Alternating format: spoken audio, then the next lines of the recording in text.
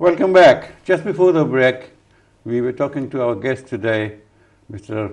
Mukit Choudhury, about his famous restaurant, Bengal Clipper, and the decor, and the style, and the total ambience. It looks like you are on a ship. Yes, you were saying that you had an architect. Yes. Yeah, architect was a very well qualified Oxford graduate architect. So we just gave him just idea, say because we are by the river, historical connection of spice trade, and I was basically I was going back to my history class. I just said find something East India Company. East India Company, in other words, yes. So basically, I just give him some basic idea and come up with a nautical feeling, and that's why he drew the whole about the whole deco is all about clipper ship, and we choose the name Clipper, which is again it's a beautiful name. It's a beautiful name. I mean, the old time there was no cruise liner or the big merchant ship, so I used to do the clipper ship, taking spice and tea from this sort of place.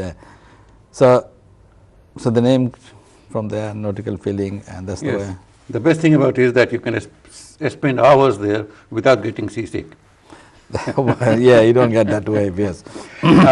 Still on the river, we change the scene. We go from Thames to Buriganga. Yeah. Back in Dhaka, we were talking about, just before the program, we were talking about your business interests. What sort of business interests do you have in Bangladesh? Bangladesh is about 5 years ago, we set up finance companies, investment banking. In City of London, you get hundreds of them. It's called asset management. So what asset management do? Basically, they bring financial products, namely mutual fund, and unit fund. Although it's a hedge fund, is another fund. By Bangladesh, they don't allow that, and portfolio management. So this is the few products. You have to go through the proper licensing process. So we got the license. Are these companies licensed here or back in Bangladesh? No, back in Bangladesh. Is regulated by Bangladesh Security Exchange Commission. The way we did, we form a company here. We are foreign investor rather than a local investor. This is properly done. So our company here in UK own 51% majority share in the company in Bangladesh. So this is the products we do, and so far so good. And you have local investors from Bangladesh? And 49% from Bangladesh. And within 4 or 5 years, we have made a breakthrough and we got a success. And at present, we are managing all together about 150 crore, which is equivalent maybe 12 million pounds worth of fund. And this investment is in Bangladesh? Is in Bangladesh. Is in Bangladesh. I mean, end of this month, we are bringing another products, Islami Bank mutual fund. Islami Bank is a big bank anyway. So that will be 100 crore. So the way it works. About 100, yeah. Yeah, the way it works, you get a sponsor, which is the Islami Bank, and then you get some other placement share.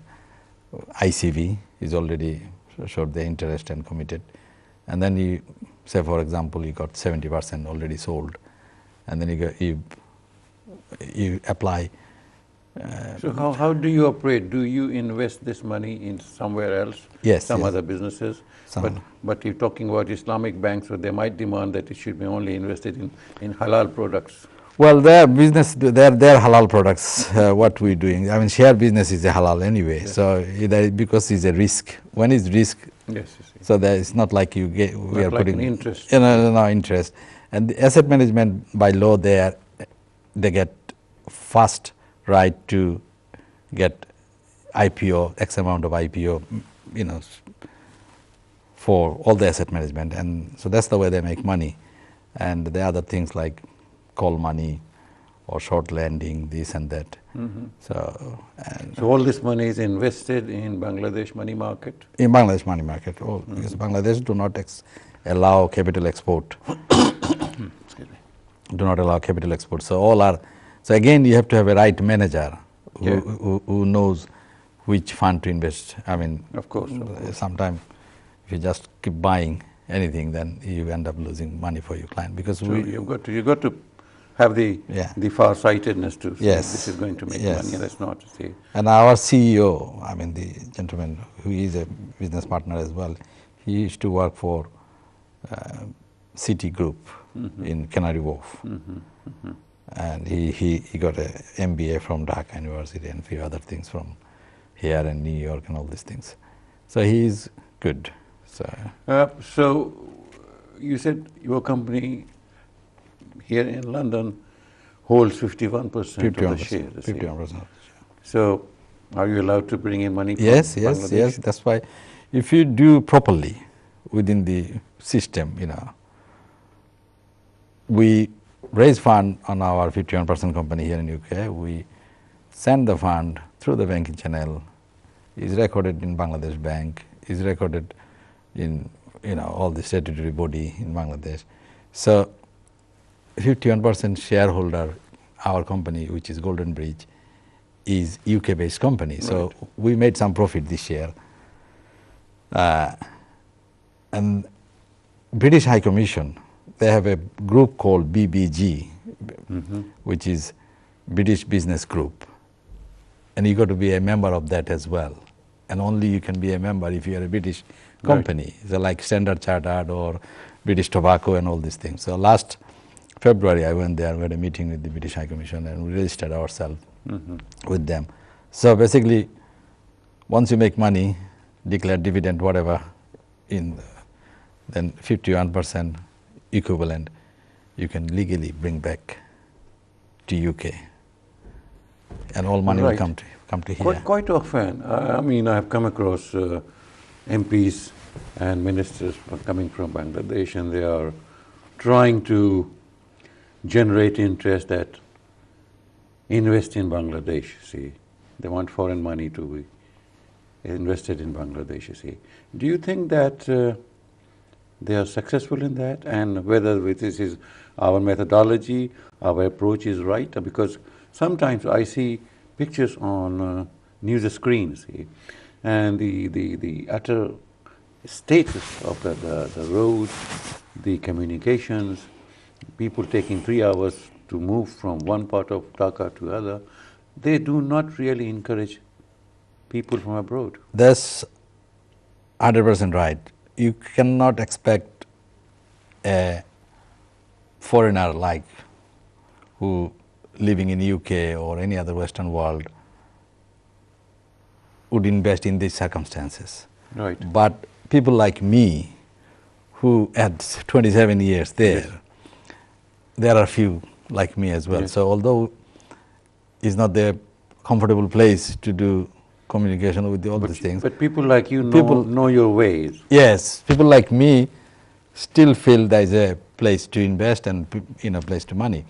But I wouldn't expect anybody think like me, because as you mentioned, communication, but everything is happening, no matter whatever traffic is there. And Bangladesh is not 8 hours country, Bangladesh is 24 hours country. Right. So that's why it's slow, But if you have the will, if you have the desire, will, and particularly most likely, I think that the love for the country, otherwise, why would you go and invest there? That's right. I mean, I go often, and if I go just then I'll be nobody. So I have now business identity there. Right. And again, I'm a British interest there. Yes. So I got a protection as well. And hopefully we'll make more money and bring money back to, and that's the thing. Even British government want that, you invest in abroad. But again, as you said, it's not for everybody's cup of tea, simple as that. So, and you need to know the system and all these things. Yeah, but I often hear, from my friends and some personal experience too, that it's easy to invest money in Bangladesh, but if you really want to take the money out, it's very difficult. Yeah, if you easy to invest, again, I'm not talking about big businesses, talking about private businessmen. No, there is no way you can just simply invest money privately in Bangladesh. Right. It's not the right thing to do. And if you want to bring money back, it has to be through the company. Yeah. A private individual cannot bring the money back. But people, I mean, they have a lot of friends of mine, they have inherited properties, land in Dhaka and outside. They won't be living there, but they want to sell it, see. And they would like to get the money, see, legally, but it's very difficult.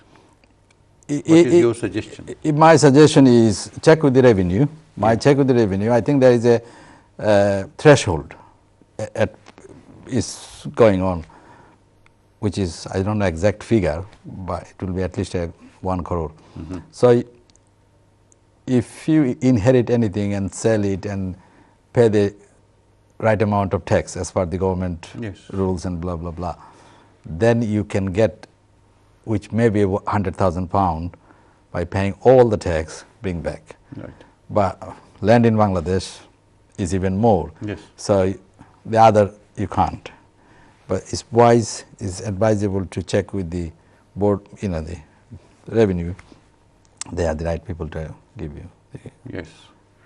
And this is one of the points. And then again, there are a lot of small investors who want to say they would like to invest 100,000, 200,000 pounds. And what would be your advice? I mean, can they go ahead and talk to the businessmen there, or is it fraught with risk, and should they approach companies like you who are registered here? No. If you want to invest there, then this is the right way to do. You form a company here, you put money into your company and take or export the money through the company, and then you invest another company there. There are small investors like 100,000, 200,000, they don't want to make a company of their own. Then, as I said before, a private individual has no chance to invest. You can invest, of course you can invest. You know what Bangladesh wouldn't ask you, say no, but in the company rule doesn't allow that anyway. So he has to have his own company, or he can invest in a company which is registered here?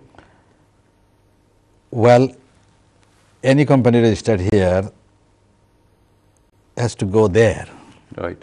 Yeah, like we did. Yes.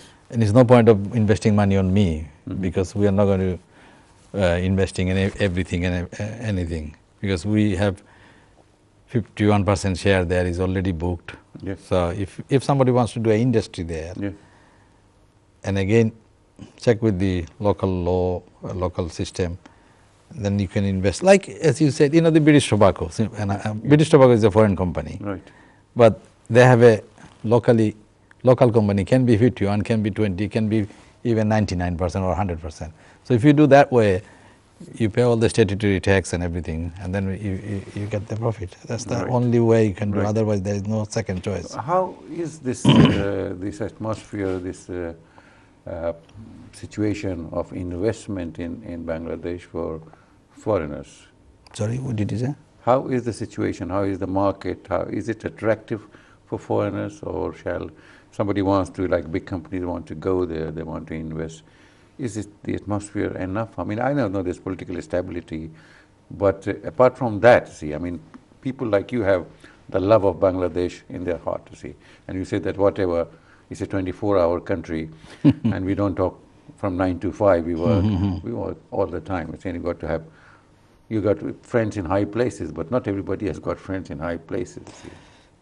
Well, that's why there are a special economic zone. If you can get hold of these, I mean, there are a lot of companies like Korean company, Chinese company are there, but you have to be within that particular zone if you want to do business. Of course, it's happening.